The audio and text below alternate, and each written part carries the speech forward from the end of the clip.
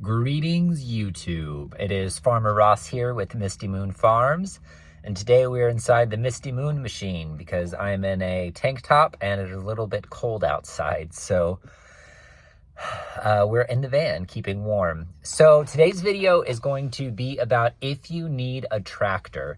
So when I first started developing farms, I thought, a tractor symbolizes what it is to be a farmer. You have to have a tractor.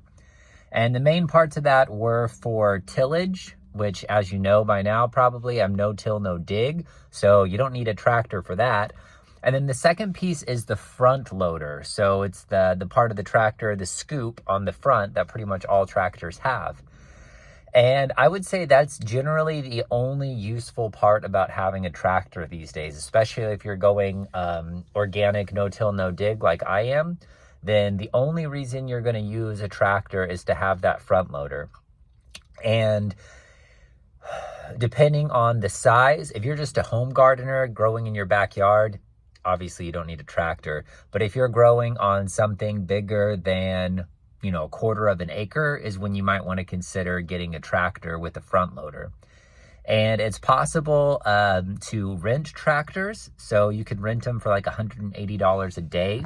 And sometimes they'll rent you a trailer. If you just look up like a Kubota dealership or a John Deere dealership, you can just rent them for a day. So when it comes time to set up your farm for the first time, or the 1 or 2 times a year that you're going to be adding compost or wood chips to your garden, then you just go and you rent the tractor for $180 a day.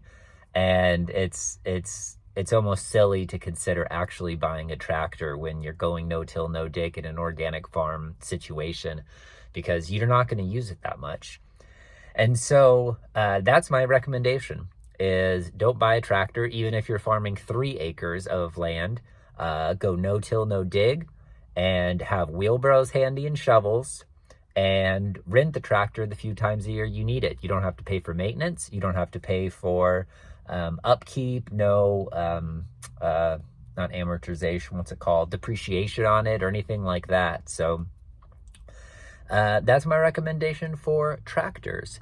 And when you're setting it up, something else that I would add is if you're going to till it for like the very first time, when I talked about setting up a garden, I talked about if you're going to till it up, it would be at the very beginning when you first start to make the land into a garden. So you can till up the land with the tractor, and then you can buy bedding attachments.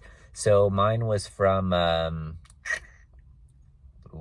don't remember who made mine, but they make like disc bedders. So you attach that to the back, to the PTO of the tractor where the tiller would normally be, and then you drag it and it automatically mounds all of the dirt that you just tilled up. So that way you can have the raised bed situation without having to shovel it. I actually shoveled a lot of my beds, and it was a lot more work than it needed to be.